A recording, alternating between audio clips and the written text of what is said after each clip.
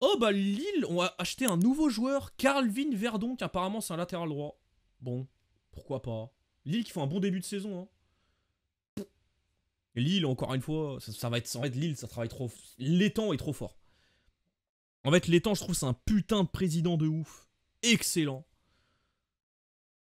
Avec le peu de matière qu'il a, ce qu'il fait, c'est extraordinaire. Même l'achat-revente et le pouvoir de négociation, c'est trop fort.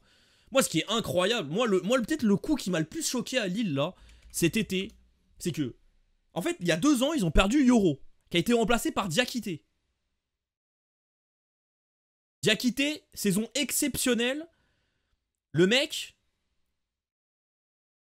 il part à Bournemouth pour remplacer Zayar Zabarni et Heusen, rien que ça. Du coup, il fait un bon choix, pas de problème. Et en plus, il le vend cher.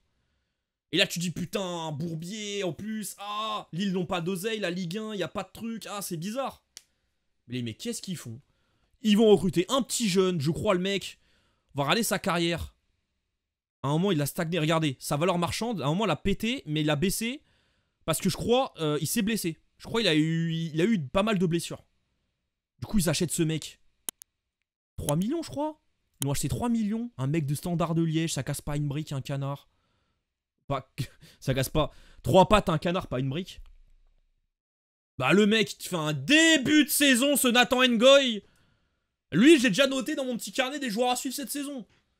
En fait, tu dis, le scout, enfin, Olivier Le Temps et les scouts qui travaillent pour Lille, mais ils sont extraordinaires. Je sais plus, c'était Lille contre quelle équipe, putain de merde. Lille, ils ont joué contre qui jusqu'à maintenant? Mais c'était pas Lille... foot, calendrier. Ils ont joué contre qui? Putain, je sais plus c'était quel match j'ai regardé. Monaco? C'était contre Monaco. J'ai regardé la première mi-temps. Il a fait une première période de ma boule. Et non, franchement, big respect. Et il n'y a pas que ça de toute façon à Lille. Hein. Il n'y a pas que ça à Lille. Regardez, on va regarder un petit peu l'effectif. Peut-être on va regarder d'abord les transferts en cours. En vente, Lucas Chevalier. Diakité, comme j'ai dit. Goodmanson, qui ont quand même beaucoup vendu. Jonathan David, rien que ça.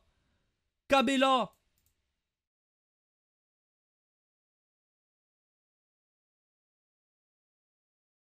Beaucoup de joueurs.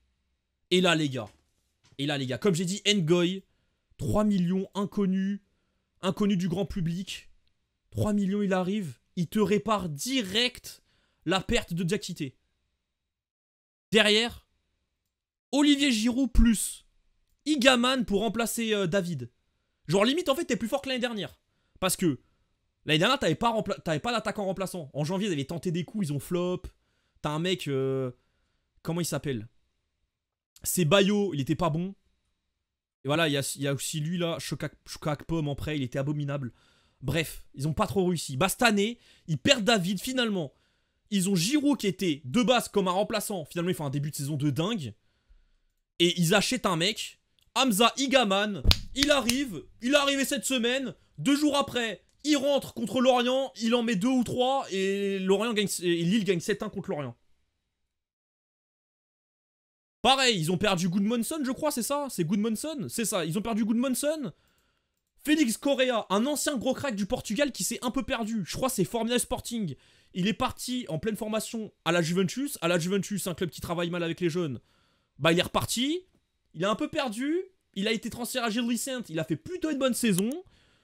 Mais bon, tu t'attendais pas qu'il aille quand même à Lille pour être titulaire.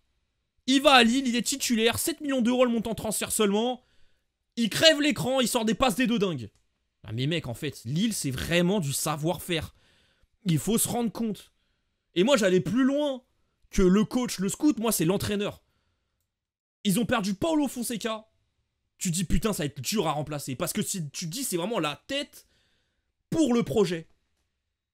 Et bah non, il te le remplace bien avec un Bruno Genesio, qui connaît la Ligue 1 comme sa poche, qui est sous-coté, je trouve, qui maximise la qualité de son effectif, et du coup qui va dans le sens de... Peut-être les mecs ont un petit talent un peu caché, ils sont un peu perdus, mais il arrive à trouver le potentiel, et à polir le diamant que sont ces joueurs-là, qui sont un peu perdus. Moi, je trouve ça dingue.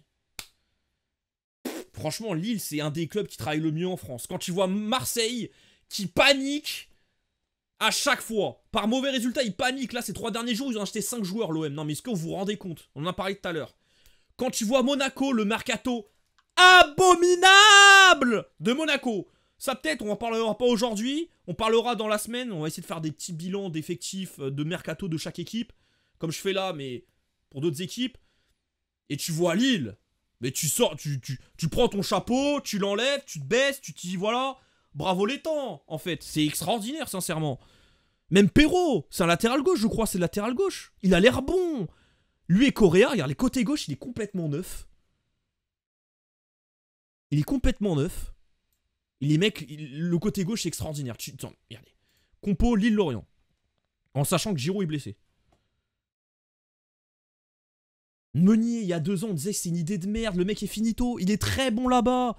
Alexandro, pareil. Apparemment, il est abominable. Très bon à Lille. Perrault, comme j'ai dit, il est bon. Ngoy. Ozer, j'avoue, le gardien, je connais pas. Bouadi. Le mec, il a pas eu peur. Il met un mec de 17 ans. Benjamin André, c'est la relique de la Ligue 1. Je kiffe ce joueur. Haraldsson, ça a pris un peu de temps pour fonctionner. Mais petit à petit, il grandit dans l'équipe. Brolm, je connais pas, je vous avoue. Fernandez Pardo, je crois, il a eu un peu de mal saison dernière. Mais là, vas-y, tu donnes la continuité. Il a mis un doublé hier. Qui n'est en plus un joueur, il sait pas son poste. Comme j'ai dit, Félix Correa. Dans le banc, il y a encore du Bentaleb, du Sarawi, t'as Igaman. T'as, comme j'ai dit, il y a Giroud blessé. Non, faut vraiment se rendre compte à quel point Lille, ça travaille bien, les mecs. Je tire mon chapeau.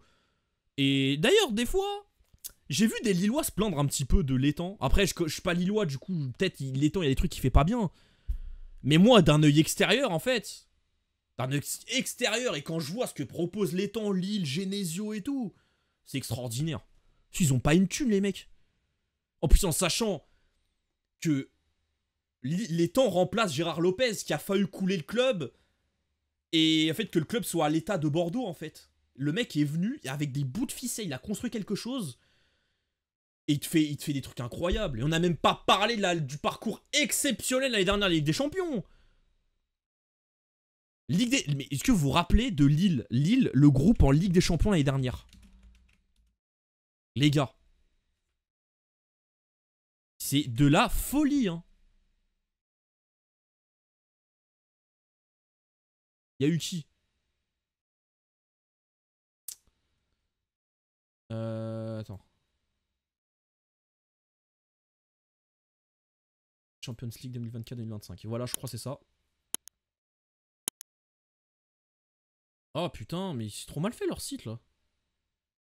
Mais voilà, il y a eu Dortmund. Ah non, il y a eu d'abord Sporting. Il y a eu Real Madrid, Atlético Madrid. Ils gagnent contre le Real et l'Atlético, les gars. Je crois qu'ils ont battu la Juve aussi. Il y a eu Liverpool. Et ils sont passés après tout ça. Il y a eu Feyenoord. Le petit regret, c'est Dortmund. C'était pas un grand Dortmund à ce moment-là et ils se sont fait casser la gueule.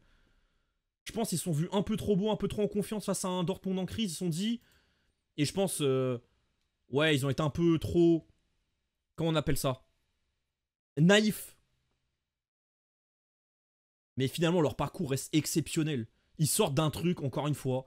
Sporting, Real Madrid, Atlético Madrid, Juventus, Liverpool, Feyenoord. Bravo Lille.